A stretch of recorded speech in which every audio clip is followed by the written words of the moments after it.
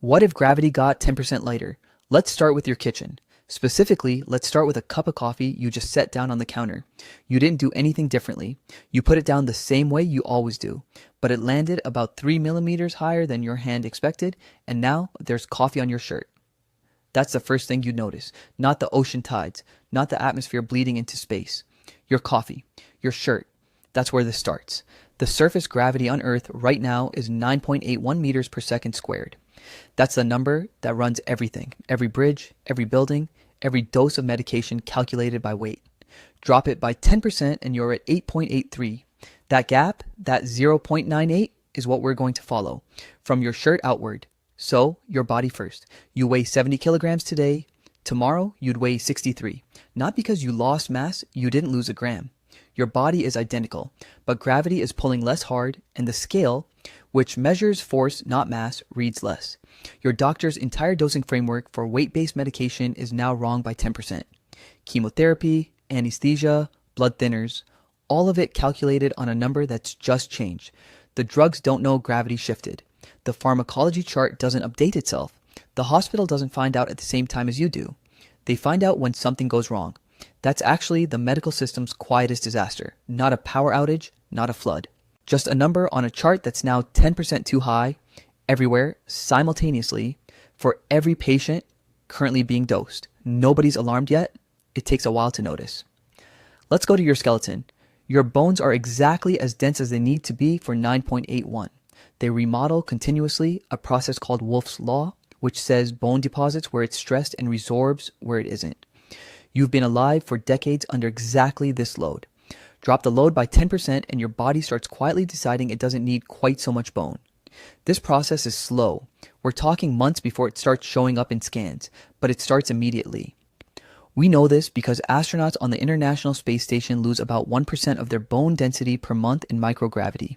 We're not in microgravity, as saying we're in 90% gravity, but the direction is the same.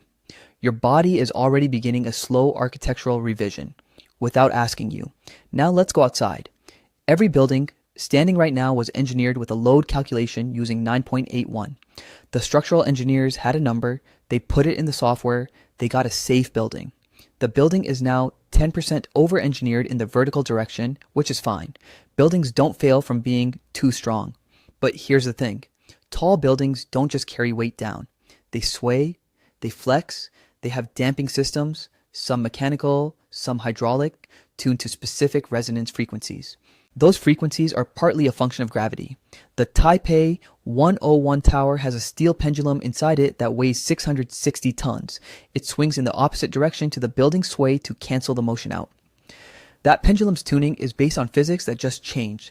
The building is still standing. The pendulum is now slightly wrong. Not catastrophically wrong. About 5% wrong. But the next typhoon season is going to be interesting. Here's something I didn't consider until I actually worked through the sequence. Water towers. There are roughly 60,000 water towers in the United States alone. They work on one principle. Put water high up, let gravity push it down into the pipes. The pressure at your tap is almost entirely a function of how high the water is above you. Reduce gravity by 10% and the pressure drops by 10%. Your shower loses pressure. More critically, the fire suppression system in your office building, which requires a minimum pressure to activate and throw water far enough to matter in you, might not. The National Fire Protection Association's NFPA 14 standard specifies minimum residual pressure of 100 pounds per square inch at the highest outlet. A 10% gravity reduction hits that number. Whether you're above or below the new threshold depends on how tall your building is and how high the tower is. Some buildings are fine, some aren't. Nobody knows which until someone pulls the alarm. Let's go to the ocean. The tides are generated by the moon's gravity pulling on water. We're not changing the moon's gravity. We're changing Earth's. Here's what that matters for. The bulge of water the moon pulls toward itself is fighting Earth's gravity to stay bulged. Weaker Earth gravity means higher tides. How much higher? The tidal range scales roughly with the inverse of surface gravity. A 10% reduction in Earth's gravity means tides run about 11% higher than they do now. The Bay of Fundy in Nova Scotia already sees tidal ranges of 16 meters. That's 5 stories.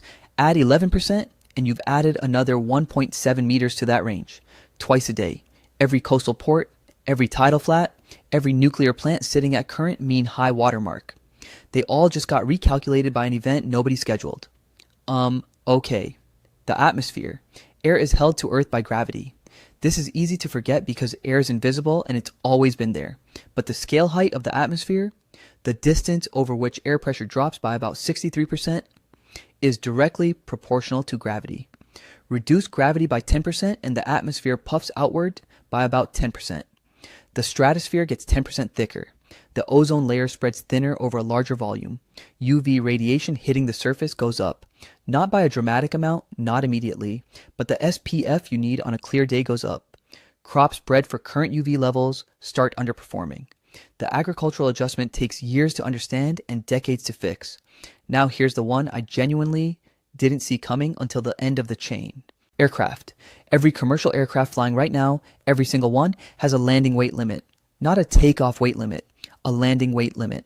This is because landing puts structural stress on the airframe, and the certification assumes a specific gravity.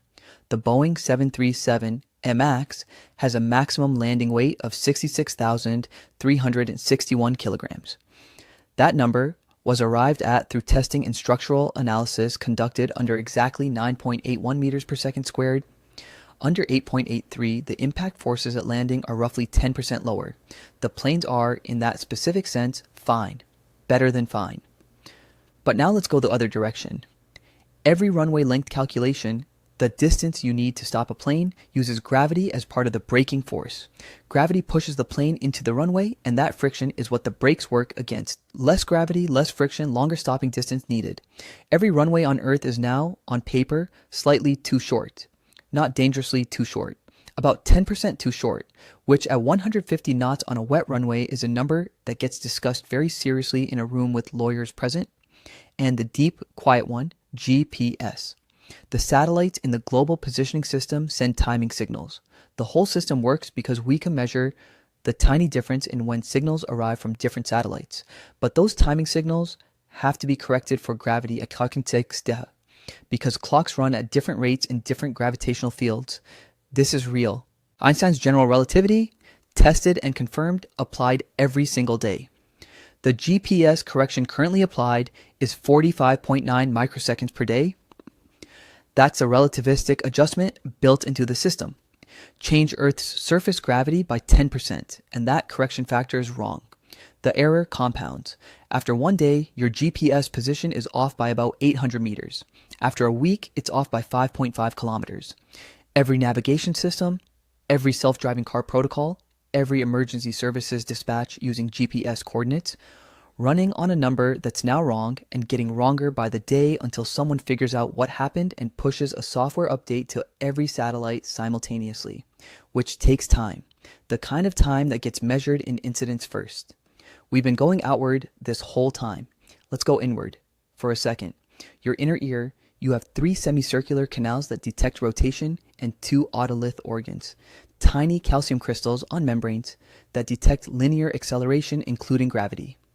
They've been calibrated by your entire life under 9.81. You've never felt anything else. A 10% reduction in the gravitational signal your otoliths receive would register neurologically as something between mild intoxication and the early stages of a vestibular disorder. You wouldn't fall over.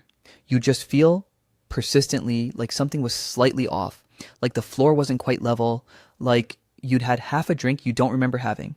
That feeling would be global. 8 billion people simultaneously, slightly not sure about the floor. The long game is this. Earth's internal structure, the mantle, convection currents that drive plate tectonics, moves partly because dense, heavy rock sinks and lighter rock rises. Reduce gravity, reduce the driving force, slow the convection. Over geological time, this changes where volcanoes form, how fast plates move, what the continents look like. We're talking millions of years for that to become visible, but the direction changes immediately. The Earth starts becoming a slightly different planet on the day it happens. Quietly, without drama, just a slow revision, the way your bones started revising themselves while you were still putting down the coffee cup. The coffee, by the way, would also taste different. Not the chemistry. The chemistry hasn't changed, but the pressure in your espresso machine is generated partly by gravity feeding water into the pump. Lower gravity, lower feed pressure, slightly different extraction. Slightly more sour. The barista would adjust within a week. It would bother them more than the tides. Sometimes, the most load-bearing number in the world is the one you've never once thought about.